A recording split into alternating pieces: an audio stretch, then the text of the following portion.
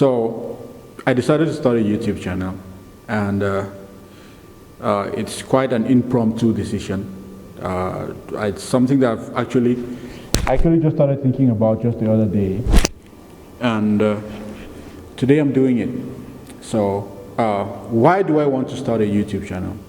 Now, this video is going to be an explanation for that decision, and then in the second part of the video, I'll be trying to convince you guys, whoever is watching, if anybody is watching, to subscribe to my channel, and I'll be promising to bring you interesting stuff, amazing stuff, over the next few years until I leave China.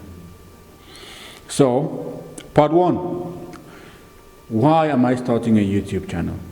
Okay, so this whole thing, I'm going to have to take you guys back to 2019, I think, when I just came to China, right? So, as far as my personality is concerned, the me, the Marcel, who came to China, and the me presently is still the same person.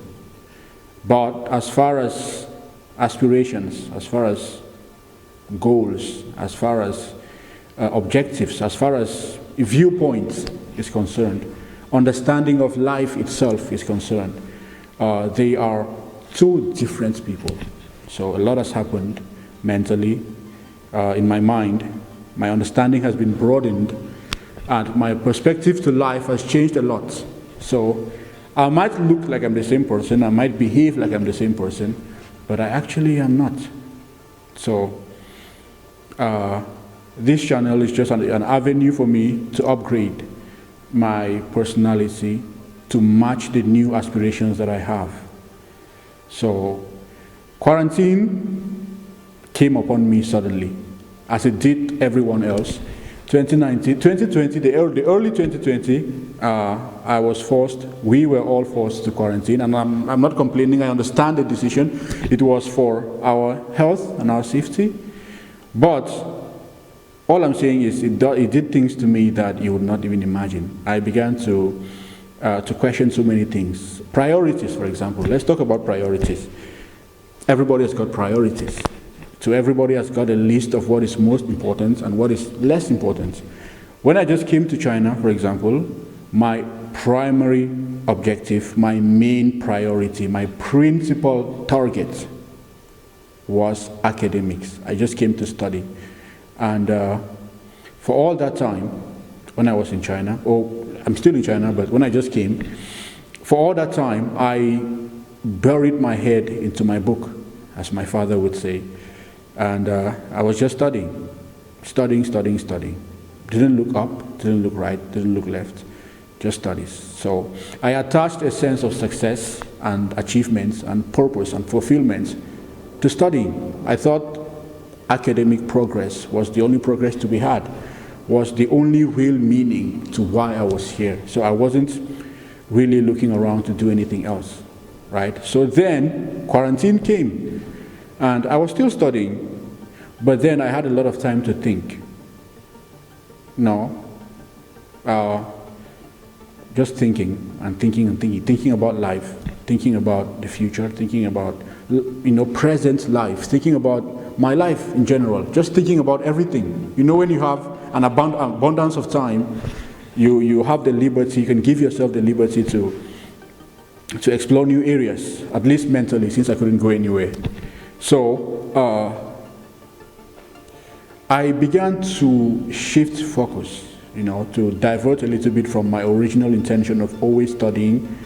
And when we were in quarantine, I suddenly realized that I had lost the freedom to go wherever I wanted, right? And before that, I had not been going anywhere. I had always been indoors kind of person, secluded to my own self, always in my room. But then when quarantine came upon me and I couldn't move, I couldn't go anywhere, I said to myself, this is quite uncomfortable. There was a part of me that quite liked it because it harmonized perfectly with my previous idea, my previous lifestyle. But there was a part of me that felt like this is a prison. And then I began to think to myself, I said, well, if this is a prison, that means your previous life, your small space, enclosed in a small space life, has been a prison. This is your reality. This is how your life has been. You have been in quarantine all because you focus so much on studying, and you've quarantined yourself within that mental framework. So how about we explore a little, I said to myself. And yeah, there was still a lot of studying to be done. And of course, I put my head into it and I continued studying until I started doing microeconomics. And microeconomics changed my life. It was as hard as anything I've ever done. The mathematics just blew me apart. And then I began to fail academically, at least for the first time in my life. I began to lose grip of academics. I began to feel like I couldn't do it. Then I realized that I have been studying for too long. I have been putting all my efforts, mental and physical, into bookwork and academic pursuits for such a long time. And it's time for me to explore new avenues. I mean, I live in one of the most beautiful countries on the face of the planet, China. And I rarely ever go anywhere. I rarely ever go out to meet people. There's a new hunger for new things, for excitement, for connections, for magic, for adventure, for passionate things, things that make my heart beat and things that make me go wild. And I feel like, this channel is a perfect avenue for me to explore that. So that's the first reason. I want to divert my attention from schoolwork, from what I've been doing my entire life, which is study, study, study, study. And now I want to play, play, play, play.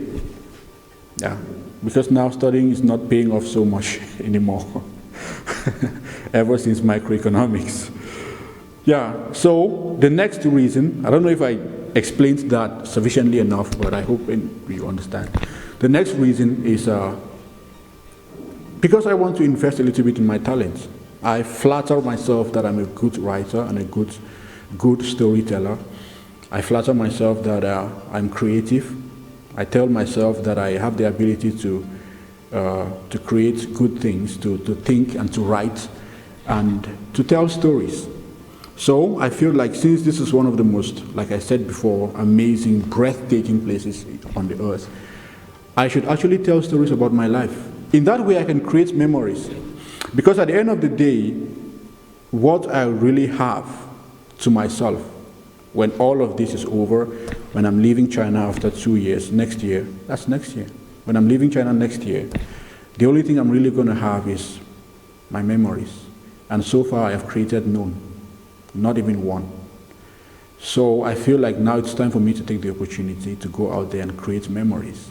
And I want, maybe 10, 15 years down the line, when my memories begin to fade, at least the mental ones I have locked in that part of my brain, whatever it is, whichever part that keeps the memories, whenever those memories start to fade, I want to be able to look back on these videos and say, this is what I made a pivotal decision and I went out there and I enjoyed my life. And I want to feel it again all over. So I'm creating the YouTube channel for that reason. And I want to take you guys along with me. I'm going to be talking to people. One of the things that really fascinates me about living in China is the fact that I get to meet people from all over the world, places I never even knew existed. I have seen people from countries that I never even knew were countries. So I'm going to use this as an avenue to connect with them, to have conversations with them, to have little interviews. I'm going to talk to people from the Middle East, people from South America, people from, from Southeast Asia, from wherever you think of, we have them. I'm going to have interviews with them and just to talk to them about life, to get a fresh perspective, to get fresh ideas, to get fresh opinions, and just to learn about life myself. And like I said, to connect with the people around me, to see the magic that the world has to offer. So, yeah, that's one of the things I'm going to be doing on this channel. I'm going to be doing one-on-one interviews. I'm also, I don't know if I'm going to do vlogs. I don't fancy myself going around with a camera. I don't think so. But I'm also going to do a lot of storytelling. You would not believe the kinds of things that have happened to me in China, the kinds of experiences that I've had, the good, the bad, the ugly, the funny, the unbelievable, the unthinkable, the dangerous. A lot has happened. And I feel like I have a diary, a thick volume that I've recorded everything inside, and I feel like I want to share the stories with you. I'm going to call it, I don't know what I should call it, Tales from China. It's going to be like an episode kind of thing. So I'm going to have episodes on episodes, or chapters, Tales of China Chapter 1. I don't know, I'll think about it more clearly.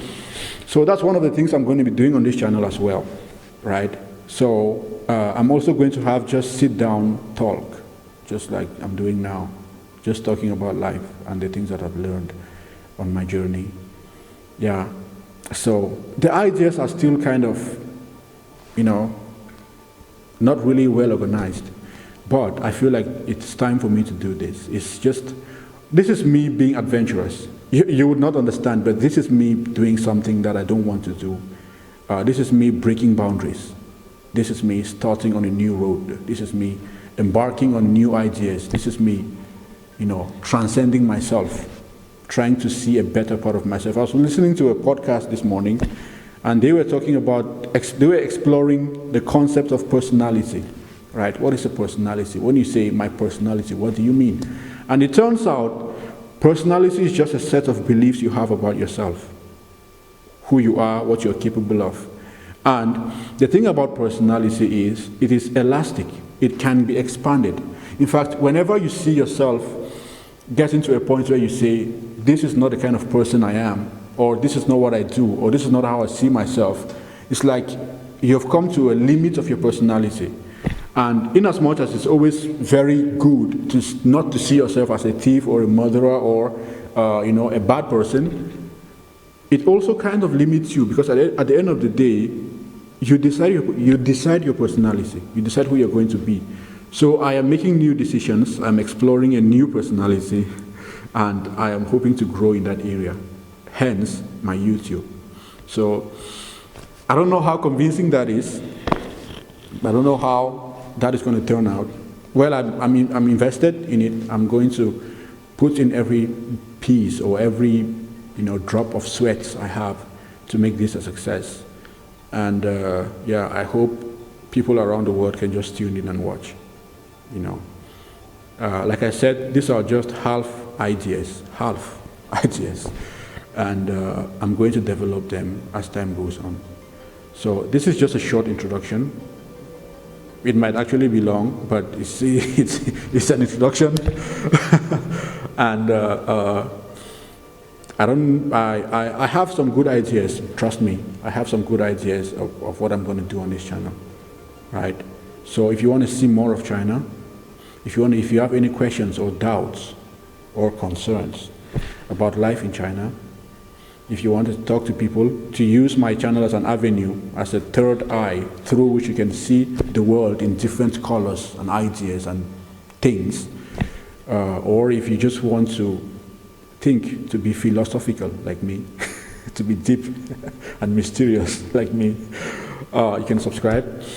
And let's start this road together. Let's see what we can do together, right? So, like I said, the primary underlying foundational principle or idea of this channel is just about exploring, being a better version of yourself. Not necessarily a better version of yourself, but just being a more creative version of yourself. Not putting limits to what you can do and what you cannot do, but seeking to explore life in a broader way, in a more substantial or magical kind of way, just connecting with people and being the best you can be. So that's the soul of the channel. And so I have some great ideas. I'm going to be talking to some people very soon. I have some people lined up, and I'm going to make some proposals to them. I'm confident they're going to say yes.